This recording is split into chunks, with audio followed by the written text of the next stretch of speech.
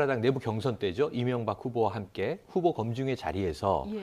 이 최태민, 최순실의 이야기가 나오는 겁니다. 그리고 이제 박근혜 후보가 거기에 대해서 답변을 합니다.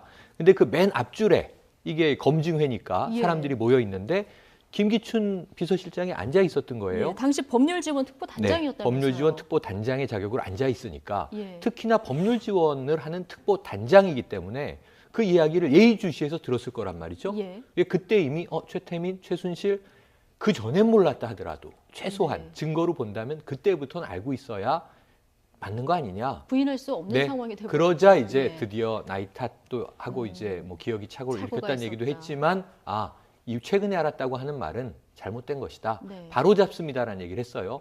근데 이제 이게 한 10여 시간 만에 처음으로 모르쇠 일관하던 빗장이 풀리는 순간인데 사실은 이제 뭐 연세도 많고 그래서 이게 인간의 체력에 한계가 있으니까 청문회는 밤에 끝났습니다만 네. 조금 더 특검에서 이것을 집중적으로 수사하고 신문한다면 어땠을까. 그리고 네. 저는 또 하나는 박영선 의원이 어제 한 건을 했습니다만 의원들이 많이 준비 부족 아닌가. 2007년에 이게 최태민 네티즌- 이야기 또 최태민 예. 보고서는 79년, 80년대 계속 나오거든요. 이 자료들을 왜 놓쳤을까 하는 아쉬움도 좀 남았습니다. 네, 조금 더 날카로운 질문들이 이제 꼬리에 꼬리를 물고 이어져서 끌어내야 그랬어야죠. 되는데 어제는 사실 네티즌 수사대 힘으로 네. 얻어낸 이런 답변입니다. 자, 9년 전부터 그러니까 이름은 알았다는 거 아닙니까? 알았는데 알지는 못한다. 이름은 알았는데 알지는 못한다. 자, 논리적인 결국 이제 변호사시니까 어떻게 보십니까, 이 논리를? 이름도 뭐 확실하게 이제 안다고는 얘기 안 했다가 네. 이 이름은 알지만 그 이상을 알지 못한다 이렇게 얘기하는 것 같은데요. 지금 또 2014년 11월에 정윤회 문건이 나왔지 않습니까? 예. 그때 정윤회 문건이 나왔을 때도 여기에 대해서 물었습니다. 그 정윤회 문건이 나왔을 당시에 그 최순실도 그 언급이 돼 있었거든요. 네. 그런데 그거에 대해서 최순실이 이름이 언급이 돼 있었다면 충분히 알고 있었어야 되는데 그 언급이 안 돼 있다 이렇게 얘기를 했다가 그렇죠. 없었다고 그리고 이제 그랬죠. 없었다고 얘기했다가 네. 이름이 언급된 것을 이제 알았죠. 근데 이제 김기춘 전 실장은 법률가이기 때문에 지금 법률 미꾸라지 이런 말도 하는데 네. 사실 가장 우리가 얘기를 할 때 좋은 방법은 도망가는 것이라고 얘기하거든요. 예. 그 다음에는 부인하는 것입니다. 그리고 세 번째는 한간에서 얘기하기로는 이제 백을 쓰는 것이다. 소위 이제 이렇게 얘기를 예. 하는데 그래서 우병우는 도망을 갔죠. 음. 사실 가장 어떻게 보면은 나쁘긴 하지만 본인으로만 볼 때는 가장 효율적인 방법을 쓴 것입니다. 그리고 예. 김기춘 전 실장은 나오긴 했지만 부인하는 것으로 일관했죠. 네. 사실 이것은 이제 나오게 된 것이 국회에서 부르면 국민이 부른 것이기 때문에 나왔다. 예. 이렇게 얘기를 하면서 그럼 국회의원이 묻는 것은 국민이 묻는 것인데 거기에 대해서는 계속 이제 또 부인을 하다가 이렇게 하나 이제 네티즌 수사대의 힘으로 하나 이제 걸려들었다는 것인데 네. 어쨌든 아까 최영일 평론가 말씀하신 대로 좀 의원들이 집요하게 저런 것도 미리 자기들이 준비를 하고 네. 파고들었다면 상당히 효과를 냈을 텐데 그 점이 좀 아쉽죠. 네. 어제 보면 김영한 전 수석 비망록에 기재된 내용들, 네. 자신의 이름과 함께 기재된 내용들이 이제 망자의 개인 의견일 수도 있다 이런 얘기까지 그런 이런 얘기를 망언을 또 합니다. 했었거든요. 그러다가 뭐 예. 이제 국민의당 김경진 의원이 아주 좀 센 발언을 하죠. 그렇죠. 이 죽어서 천당 못 가실 것 같다 이런 네. 얘기를 하는데 자 이제 말씀하신 그대로 이 고 김영한 전 민정수석의 이 비망록은 아주 중요한 증거죠. 여기 변호사님 계십니다만 네. 장이라고 해서 한자로 길장자를 써서 비서실장의 야칭 그리고 깨알 같은 지시를 다 적은 겁니다. 업무 수첩인 건 확실합니다. 예. 그 외에도 이제 다른 비서관들 이야기도 기록돼 있고요. 뭐 다른 이제 고위 관료들 이야기도 기록이 빼곡히 돼 있기 때문에 장은 또 대통령은 령이라고 돼 있어요. 예. 대통령의 지시사항이 적혀 일관되게 있어요. 그렇게 적혀 있죠. 그래서 그것은 증거로서의 어떤 가치는 충분하다. 어제도 야당 국회의원이 이렇게 비서관 회의하는 사진을 보여주면서 자, 왕 실장 바로 앞에 이 고 김영한 수석이 앉아 있다. 그리고 계속 이제 수첩을 펴놓고 적는데 바로 그 수첩이다. 예. 그렇다면 이것이 당신의 지시가 아니냐. 근데 이제 굉장히 오랜 기간은 부인을 하다가 이 대목도 후반에는 그럴 수도 있겠다라는 인정을 합니다. 그래서 네. 제가 보기에는 이 특검으로 넘어가면요. 이 네. 비망록은 증거 자료로 아주 중요하게 작용을 할 것 같고요. 그 안에 있는 정말 굵직굵직한 지시사항들이 지난 4년간 국정을 흔들었던 이슈들이거든요. 거기에 대해서 정말 비서실장의 지시인가. 거기에 보면 언론 통제 얘기도 있고 말이죠. 또 세월호 문제에 대해서 덮어라. 그다음에 많은 부분의 대통령의 이야기들이 담겨 7시간에 있더라고요. 대해서는 알려고도 하지 말고 알아서도 안 된다. 예. 이런 이야기들이 있고요. 뭐 여러 가지 정말 이슈가 됐던 사안들이 들어있기 때문에 특검에서 이제 하나하나 대조해서 밝혀낼 대목으로 네. 보여집니다. 아까 그 법률 미꾸라지라는 표현 써주셨는데 네. 그렇기 때문에 이제 김기춘 전 비서실장이 뭐 최순실 씨나 뭐 이런 사람들하고 전화를 안 했을 수도 있고 실제로 이런 그렇습니다. 나중에 어떤 일을 대비해서요. 그런 증거는 안 남겼지만 지금 비망록이 나오지 않았습니까? 네. 이 부분은 앞으로 특검 수사 과정에서 좀 중요한 증거가 될 수 있다 이렇게 예, 보십니까? 굉장히 중요한 물적 증거죠. 예. 사실은 그 비망록이라고 하는 것이 회의 석상에서 있었던 일을 분리해가지고 경제, 뭐 사회 이런 정책 이런 식으로 분리해가지고 상당히 자세하게 남겼거든요. 예. 물론 이제 그것이 다른 증거가 결합되지 않으면 그것만 가지고 유죄의 증거로 쓰일 수 있느냐라는 것은 조금 또 따져봐야 될 문제이겠습니다만은 역으로 거기에 나타났던 것들을 역으로 추적을 해서 실제 그런 일이 있었는지 그래서 그것이 전부 다 맞아 들어간다면 그 신빙성이 굉장히 높을 수 있고요. 네. 그리고 지금은 전 김영환 수석께서는 돌아가셨지만 여기 나타나는 다른 사람들이 다 존재하거든요. 예. 그리고 이제 김기춘이 이미 존재하고요. 그리고 대통령이 이제 또 조사가 이루어지면 그 부분에 대해서도 물어볼 수 있는 것이고요. 그래서 충분히 특검이 그 부분에 대해서 역으로 추적을 해서 그 신빙성을 더한다면 유죄의 증거로 쓰일 수 있다고 봅니다. 예. 자, 어제 동행 명령장까지 발부가 네. 됐는데요. 다 안 나오고 그래도 유일하게 조카죠. 장시호 씨가 나왔습니다. 네. 그런데 일관되게 이모 탓이다. 내가 이모가 시키는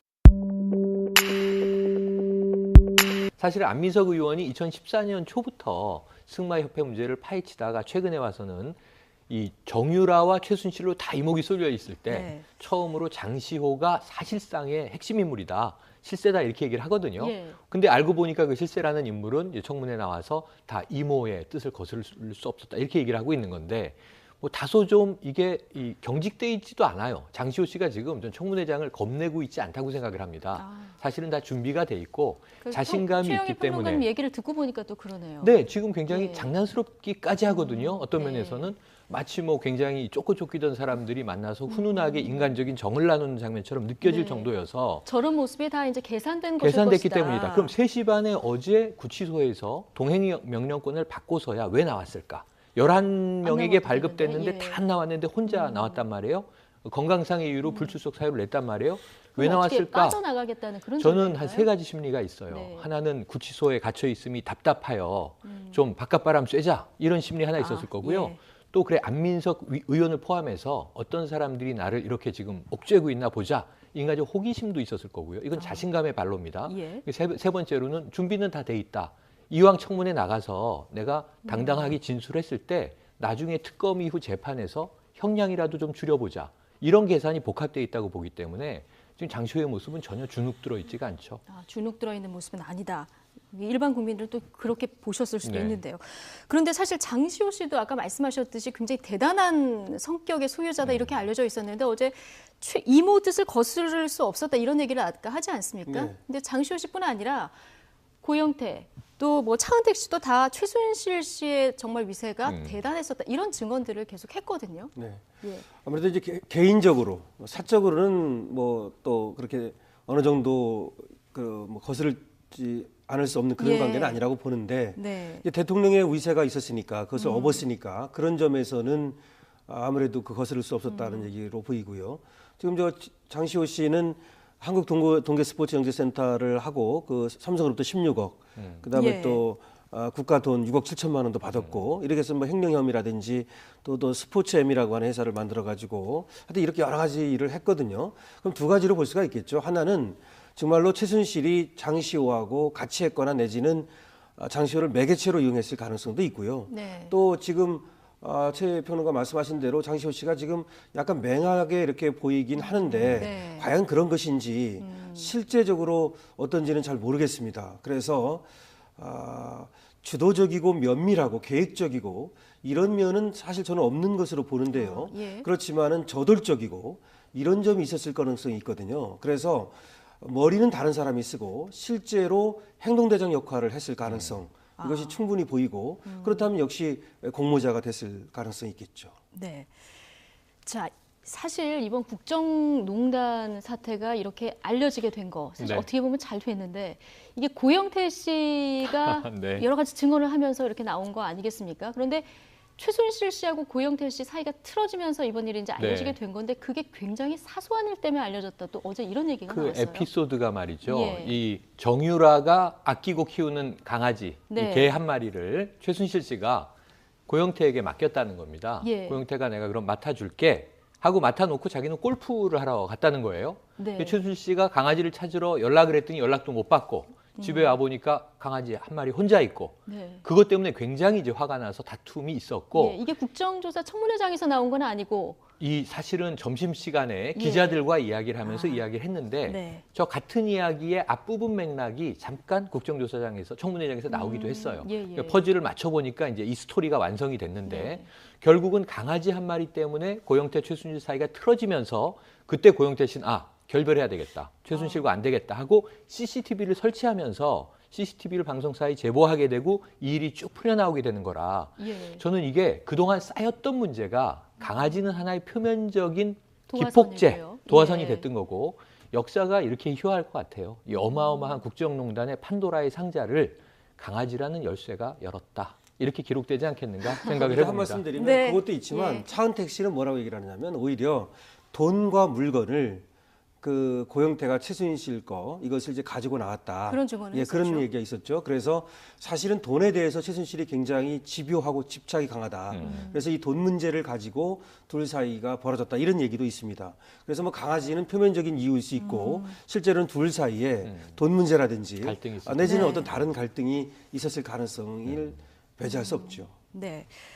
자, 어제 뭐 세월호 7시간 관련한 질문들도 굉장히 많았는데요. 증인들이 계속 나오고 있습니다. 지금 네. 뭐 간호장교에 이어서 뭐 어제 미용사도 나왔고요. 이제는 뭐 조리장까지 아침에 동아일보 보도에 저 의해 매체 있었습니다. 인터뷰를 했죠. 네. 네, 그랬는데 이 조리장의 증언은 저는 제가 쭉 읽어봤는데 네. 굉장히 신빙성이 높습니다.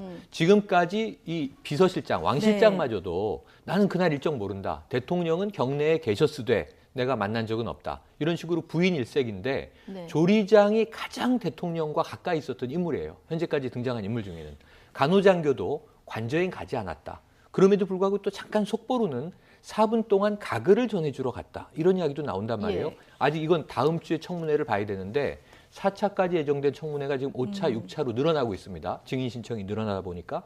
그런데 이 조리장은 청문회에서 나온 얘기는 아니지만 세월호 당일 2014년 4월 16일에 점심과 저녁 식사를 정시에 12시와 6시에 대통령에게 전달했고 네, 1인분 1인분의 식사가 들어갔고 빈 그릇으로 나왔다. 예. 그러니까 대통령은 점심과 저녁은 아주 규칙적으로 정해진 관저에서. 시간에 관저에서 정해진 메뉴를 드셨고 예. 다른 배석해서 식사에 참여한 사람은 없었다는 건데 이 당일은 그래요. 그럼 지금 우리가 점심 저녁을 관저에서 드셨구나. 그리고 그 오후 시간에 3시 20분부터 약 1시간 내외 청와대 발표로는 최소한 20분 올림머리 머리 손질을 하고 중대본에 나가서 5시에 이제 카메라 앞에 서게 되는데 그 시간은 정말 조금씩 메꿔지고 있어요. 네. 그리고 이제 간호장교가 등장을 이제 해서 또 의무실과의 관계를 이제 증언을 해야 돼요.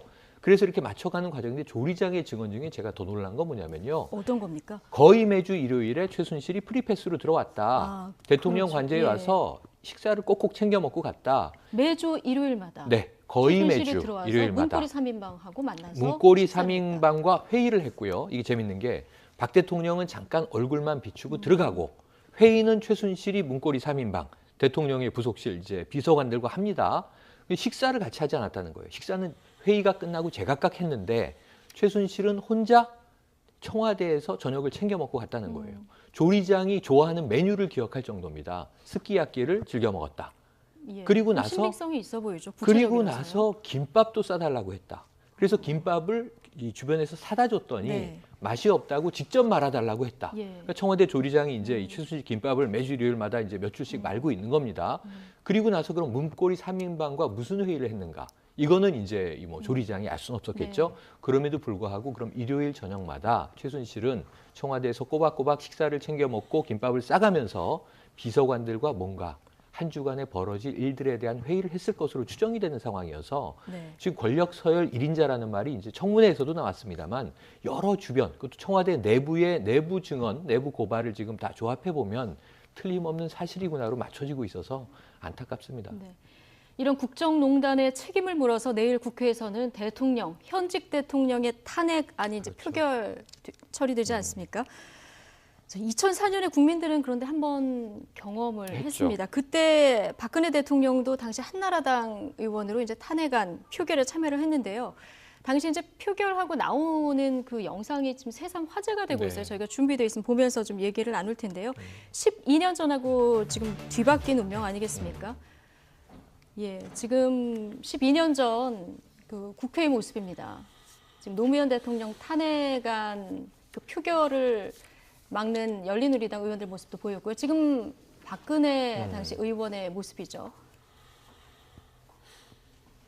해맑게 즐거워하는 모습이라고 누리꾼들이 많이들 이야기하고 있는데 네. 저 때는 정말 이제 너무 밝게 환하게 웃으면서 이제 예. 노무현 대통령 탄핵에 참여하고 나서 나오는 장면인데 운명이 12년 만에 완전히 뒤집혔습니다. 네. 그런데 사안이 좀 달라요. 2004년 저 당시는 저도 기억이 생생한데 대통령이 선거 중립의 의무를 위반했다. 예. 그러니까 이제 중앙선관위에서 이것을 유죄로 유권 해석을 했고요.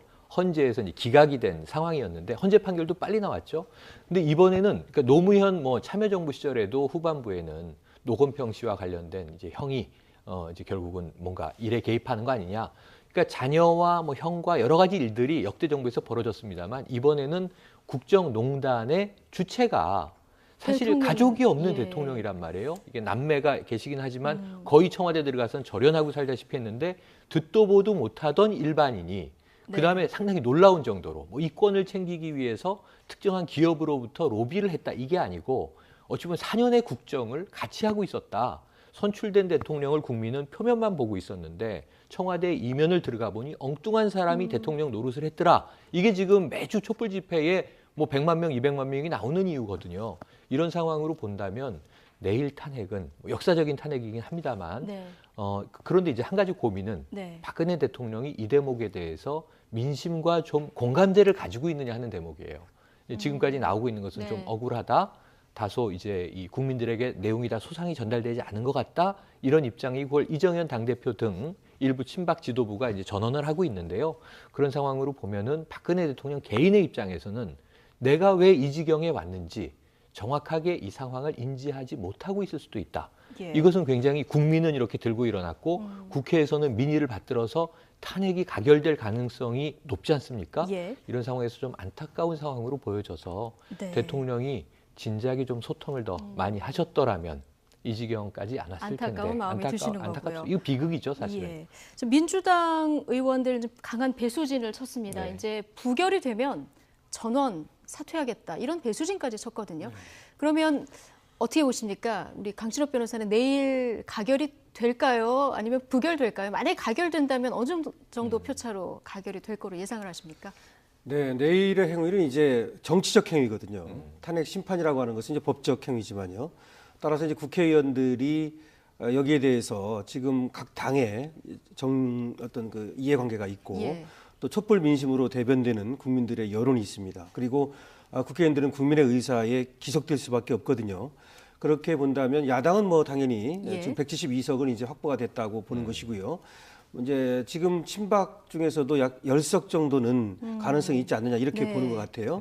그리고 이제 비주류라고 하는 데에서는 약 35석 내지 예. 45석까지도 뭐 가능한 거 아니냐 그럼 이렇게 상당히 상회하는 예, 숫자로 봐서 가결될 것이다. 이렇게 보시는 낙관적으로 건가요? 보는 입장에서는 뭐 220석 정도를 얘기하고 있죠. 네. 그리고 지금 비관적으로 보는 데에서는 한 195석밖에 안 되는 것이 아니냐 이런데 제가 볼 때는 어쨌든 국회의원들이라고 하는 사람들은 대통령의 운명도 중요하지만 본인들의 운명이 중요하거든요. 예. 다음 총선에서 다시 네. 선택을 받느냐는 문제이기 때문에 아무래도 네. 이 탄핵 가결은 될 것으로 될 보입니다. 것으로. 네. 최영일 평론가는 어떻게 보시는지 짧게 좀 근데 얘기해 지금 주시면. 야권의 예측은 최소 230표 이상이다. 네. 근데 이제 여권의 예측이 중요해요. 황영철 의원이 최대 220표다. 네. 어쨌든 지금 200표를 넘기 때문에 이 확률로만 얘기를 한다면 저는 가결 가능성이 한 70% 이상 된다. 이렇게 예. 예측을 하겠습니다. 가결 가능성이 70% 이상 된다. 자, 비박계는 나중에 이제 부결 책임 때문에 그런지 이제 네. 인증샷 맞습니다. 찍자 이런 얘기까지 이제 나왔는데 그거는 우리 보통 국민들이 투표하러 갈 때 인증샷 찍으면 이게 무효표되거나 그러지 네. 않습니까? 이거는 문제가 없습니까? 그렇습니다. 공직선거법에는 예. 그렇게 하면 무효가 되게 돼 있습니다. 네. 근데 국회법에 국회에서 하는 어떤 투표 행위 이런 거에 대해서는 그런 조항이 없습니다. 따라서 국회에서는 인증샷을 찍는다 하더라도 그것이 네. 무효가 되지는 않습니다. 네. 오늘 친박계 이정현 대표는 솔직히 부결됐으면 좋겠다 그렇겠죠. 마지막까지 이런 얘기를 했는데요. 어쨌든 국민의 눈과 귀가 내일 2시 이후 국회에 집중이 돼 있습니다. 자, 지금까지 강신업 변호사 그리고 최영일 시사평론가와 함께했습니다. 두 분 고맙습니다. 고맙습니다. 감사합니다. 오늘 하늘을 올려다 보면요, 구름과 안개 사이로 해도 숨어 있고 금방이라도 비가 내릴 것 마냥 흐립니다. 다행히 크게 춥지는 않은데요. 오후 1시가 지난 지금 현재 이 시각 서울의 낮 기온이 5.3도 보이고 있습니다. 오늘 낮 최고 기온은 서울이 6도, 전주와 대구가 10도, 광주와 창원이 11도까지 오르며 어제와 비슷하겠습니다. 다만 어제부터 대기 중에 쌓인 미세먼지가 미처 다 빠져나가지 못하면서 오늘도 공기는 탁하겠습니다. 오늘과 내일 전국 곳곳에는 눈과 비 소식도 들어 있습니다. 밤부터 중부와 호남 지역부터 내리기 시작해 점차 확대되겠습니다. 내일까지 강원 북부 산간에는 최대 8cm가량의 눈이 쌓일 수 있겠고요. 그 밖에 강원 지역에는 2에서 5cm, 경기 동부와 충북 북부, 경북 북부에는 1cm 안팎의 적설이 예상됩니다. 서울과 그 밖에 내륙 지방으로는 비로 내리겠고요. 비의 양은 많지 않겠습니다. 내일 오전 중에 눈과 비는 대부분 그치겠지만 주말을 하루 앞두고 다시 추워집니다. 내일 낮부터 찬 공기가 내려오겠는데요. 토요일과 일요일 서울의 아침 기온이 영하 5도까지 뚝 떨어지겠습니다. 이번 주말 내내 춥겠고요. 바람도 강한 만큼 두툼한 겨울옷으로 추위에 대비 잘 해주셔야겠습니다. 지금까지 덕수궁 돌담길에서 날씨 전해드렸습니다.